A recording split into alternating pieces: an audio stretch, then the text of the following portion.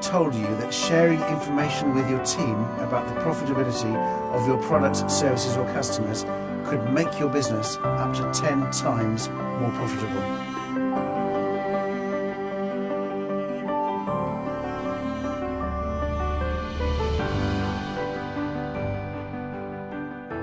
Hello, I'm Robert Clay from Marketing Wisdom. Over the last 20 years, I've done considerable research into what makes businesses market leaders in their niche. In that time, I've taught more than 600 established businesses how to harness and apply these principles, which has enabled them to outsmart the 98% of businesses that don't. It works. In my previous blog, we showed you the fifth of our turbochargers, which looked at how you go about setting the right prices. Today I'm going to take you through the final turbocharger, which addresses how to make more profitable sales to maximize profitability. Before I do that, let me remind you of all 6 turbochargers. 1. Lead generation strategy. 2. Conversion strategy. 3. More spend per sale. 4. More frequency of purchase. 5. Setting the right prices. 6. More profitable sales. Master any of the 6 profit turbochargers and you can achieve significant business growth. By applying your efforts to all 6 and understanding how each one has a compounding effect on the others, you could boost your revenues by 175 to 365%. So what's not to like about that? Come with me and I'll show you how. Today I'm going to show you the 6th profit turbocharger, maximizing your profitability to make more profitable sales. The cost of acquiring customers is an important factor in the financial health of your business. Knowing the profitability of your individual customers and products and services and focusing on those that are the most profitable for you can be key to significantly increased profitability. If you examine the profitability of all of your customers, you'll find it varies enormously because some of your customers may need a lot more pre-sale or after-sale support than others. The average purchase value also likely varies from customer to customer, with some buying more expensive products while others are more motivated by lower prices on commodity products, all of which affect the profitability of each sale. As a consequence, some products or services will undoubtedly be more profitable than others, with some delivering a higher margin whilst others turn over more slowly and consume more capital to stock them. You can significantly increase the profitability of each sale by focusing on the sale of your most profitable products or services, and in addition to this, there are many ways to reduce your selling costs. Let's first examine your sales methods and processes. Do you sell directly or at retail or wholesale? Do you franchise or sell through independent distributors or agents? Whatever your sales method, if you pay commissions, are they high enough to attract good agents or salespeople while also being low enough to be practical? In what ways do you target only the prospects who are either most likely to buy, the easiest and quickest to sell to, or most likely to become long-term repeat customers? What unnecessary steps can you eliminate from your sales processes to maximize profitability? Now let's examine your marketing methods and processes. Do you know your exact sales and marketing costs? It's surprising how many entrepreneurs don't. In the same vein, do you know which of your marketing activities work and to what extent and which ones don't? In what ways is your marketing collateral relevant to the way that people consume information in today's world? Does your collateral provide irrefutable proof of the outcomes you can deliver? And in what ways could you make it more compelling? If you're engaging in any activities that do not work, then you should either decide to stop doing them or decide to make the necessary investment to master them if they offer serious potential. What unnecessary steps can you eliminate from your sales processes to maximize profitability? Fact. Quite simply, what you don't measure, you cannot manage. Once you have this information to hand, the next step is to empower your employees by sharing your product profitability information with them. So let's take a look at your team's perspective and how that can impact your profitability. Sharing profit information shows your team members how healthy or unhealthy your profits are. Many people don't understand what profit is. Some think of it as revenue, or they confuse gross profit with net profit.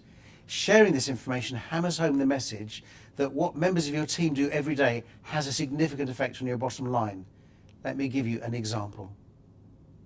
When Ford Motor Company shared previously highly confidential product information with their sales team, the effect was astounding. They shared the variable profit on each of Ford's vehicles, which had previously only been known to members of the finance team. The sales force, up to that time, had operated with no idea which products or options were the most profitable. It had always been a sore point for the sales team that they hadn't known this information, and it caused a sense of distrust. But once that sensitive information was shared, the sales force finally felt like partners in the company instead of people who had to push volume for the sake of volume.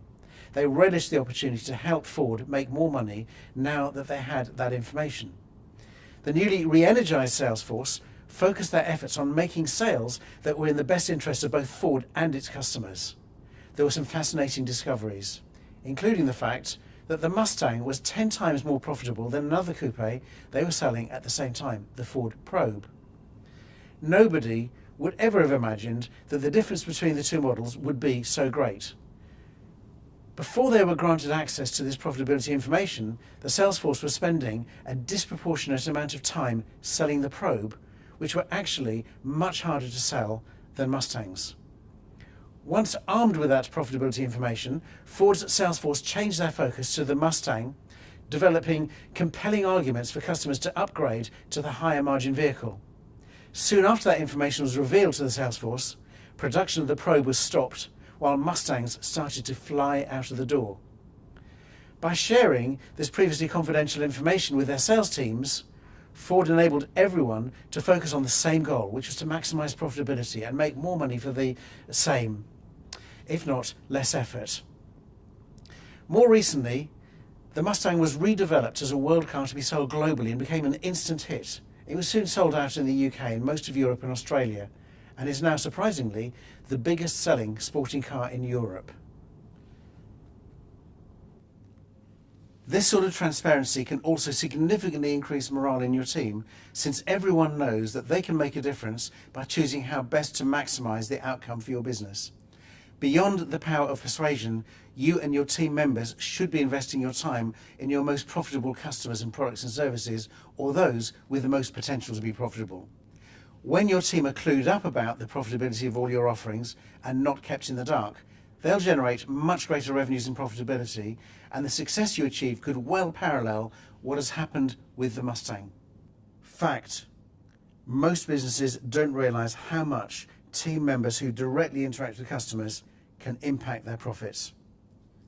Your team members can profitably enhance a customer's experience in many other ways. Going the extra mile to assist customers usually results in the same sense of happiness that would occur when an unexpected discount is offered, as well as engendering loyalty. Just think of companies like John Lewis and Nordstrom in the States who routinely do this. Whilst you always want satisfied customers, your employees should also understand how their actions affect the bottom line of your business. Do your team, for example, routinely offer discounts? Very few people in business realise that the biggest cost in their business can be something that doesn't even show up in their accounts. It's the cost of giving discounts. Let's take a brief look at this. A lot of businesses throw discounts around like confetti. This jeopardizes their very existence because discounts are as significant a business cost as rates, utilities, salaries, and so on. For example, if you have a 20% gross margin now and you're tempted to discount by 10%, you'll have to double your sales just to stand still. If you routinely offer discounts, what can you do to control or eliminate them and thus maximize profitability? Let me share something with you. I came across a business having a hard time. They'd already reduced costs drastically, but they were still struggling to make £50,000 a year profit. Their results were transformed by a number that appeared nowhere in their accounts. Their £2.3 million in revenues were actually made up of £3.8 million at list price, less an average discount of 40%. And these discounts were just given away by their salespeople and were costing the company £1.5 million a year. To make matters worse, much of this uncontrolled handout was completely unnecessary. They couldn't eliminate all discounts at a stroke because they trained their customers to expect them, but they managed to reduce their average discount to 30% with no significant loss of customers. By controlling their discounts, they instantly went from £50,000 to £450,000 in profit, a 9-fold increase. How much higher would your profits be if you started controlling your discounts right now? So there you have it. Let's take a quick recap. So, If you do all of the above, how will that impact your profitability? Now that's something to think about. I'm Robert Clay. Thank you for joining me today, and I look forward to sharing the power of compounding with you in my next blog.